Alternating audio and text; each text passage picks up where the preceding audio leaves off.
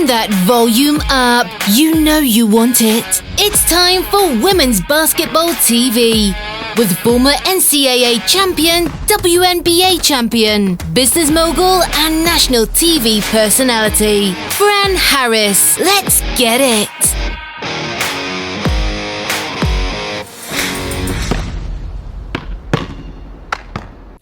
So I am going to attempt to do a new series called Headliners, where I'm going to talk about the news of the WNBA women's basketball, the things that impact the WNBA and women's basketball, and sometimes women's sports in general. These are going to be daily quick videos that we're going to talk about hot topics so I can get more content in. Sometimes I wait till the end of the week to do, hey, let's talk about this specific thing or whatever, but there's so much happening in the world of women's basketball right now, as y'all know, because y'all are the real and the true fans, that we've got to hit these headlines while they are hot. I want to know your take on these. Obviously, I'm going to tell you, give you my take, but I want to know your take on these, whether it's good for the league, bad for the league, neutral on it, whatever it is. Let's have a conversation about it. Let's start with the WNBA rumors that the league is set for schedule expansion next season. So what does this mean?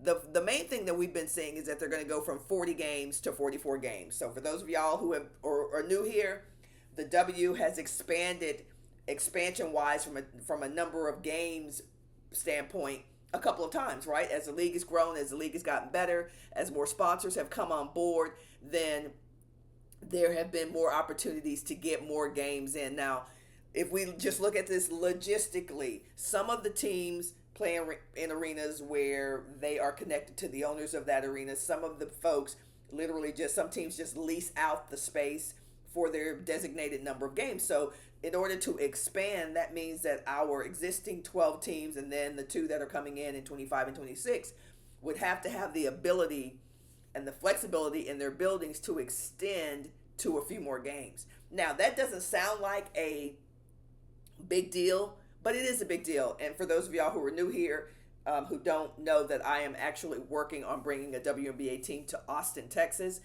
I'm learning all this stuff and knowing just how crazy it can get to just add one or two more games to a building's schedule, right? So in Austin, there's a building called the Moody Center. It is one of the most, first of all, it's very new. It's only 2 years old, but it's one of the most booked buildings in the state. I mean, in the country. As a matter of fact, it won several awards for being the best arena, et cetera, et cetera. If you come to Austin, hit me up. We got to go to Moody, see a concert, see a comedy show, whatever. Would definitely be down for that with a group of some of y'all. But yeah, so the thing that we're learning as we're putting this deal together for Austin is that schedule is critical. If your building in your city or the city where you go see your WNBA games, if they have already booked concerts or other sports events or conferences or whatever they do in your building, in that specific WNBA building, if they've already scheduled that, now you got to figure out where you put these other two games, this 1 or 2 or 3 or 4 games, depending on whether you're going to play those in your city or at a neutral site or something like that.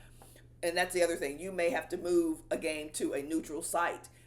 You know, for instance, if in Austin we are awarded a team, then we might have to move a game to San Antonio, or we may have to move it to Waco, which is 90 miles north, and San Antonio is 90 miles, 70, 80 miles south.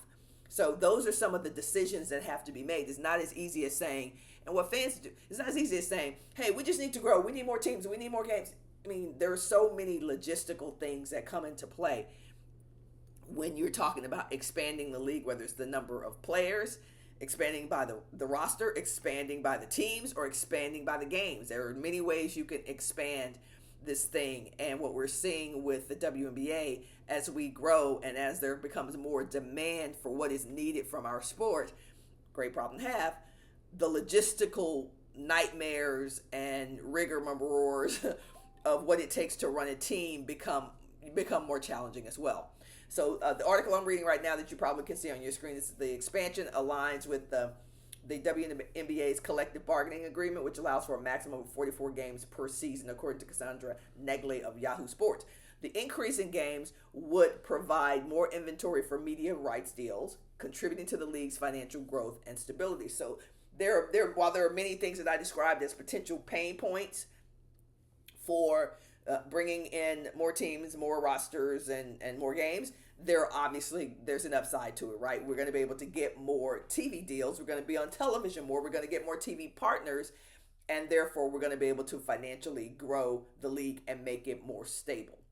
The current WNBA deal is valued at approximately $60 million per year. It's set to expire after the 2025 season.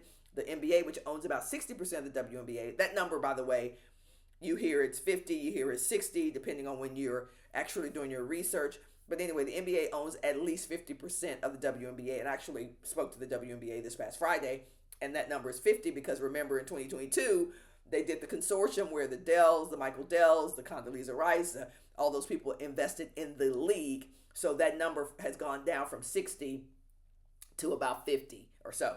Okay, so they've been negotiating these new deals for a while. Reports suggest that the WNBA could receive around $200 million annually under the new agreements, or $2.2 billion over 11 years. So one of the next videos I'm going to do is about this TV, about the media rights deal. Okay, because there's a lot of confusion about that. There is a lot of information about it. There's a lot of stuff we don't know about it, but I'm going to do a video on that because I'm working on bringing a team to Austin. I'm learning, and my knowledge of what happens at league level is shooting through the roof because I've got to know this stuff to be able to put our deal together. So anyway, but that's the deal on expanding from 40 games to 44. What do y'all think about this? What are your thoughts on the appetite of growing the league? Remember when I played in the WNBA for the Houston Comets on their first team, and then I played for Utah the second season in '98. So won a championship with Houston in '97. We legit played like 90 days. We came in May for what was it, training camp, and we were out by end of August. I remember that year. It was a year that Princess Diana was killed in the car accident, and we were done by the end of August. So think about that. We came in training camp in May, June, July, August, the championship was over. We'll talk about the differences in the championship and all that good stuff. But anyway, I digress. Just wanted to get your thoughts on this headline and headliners about extending the number of games and the impact that's going to have. Give me your take. We'll see you in the next one.